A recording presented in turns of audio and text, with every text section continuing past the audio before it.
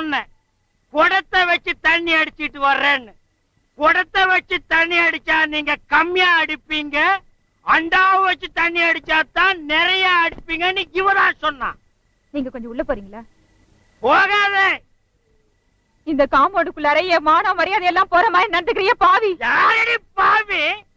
பெரியோர்களே, தாய்மார்களே, இந்த காம்பவுண்டில் குடியிருக்கும் கனதனவான்களே, எல்லாரும் வாங்க. வரமாட்டீங்களா? பரவாயில்ல, இங்க நிக்கிற 2 பேருக்காகவாவது சொல்றேன். அண்டாவை வச்சு தண்ணி அடிச்சிட்டு வர சொன்னாலே சால்னா கடைக்கு போறதுக்கு ஒரு சொம்பு கொடுத்து அனுப்புனாலா? கவுண்டர் சொல்றது ஒரு நியாயம் இருக்குது. பொம்பளைக்கு பொறுப்பு வேணும்.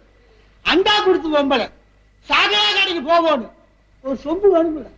அட கையில கொடுக்க வேண்டாம், அண்டா கொள்ள போட்டு கொடுத்தா அது பாட்டு போகுது. சாராய வாசனை கண்டுச்சுன்னா உடனே சப்போர்ட் பண்ண ஆரம்பிச்சிருவேன்.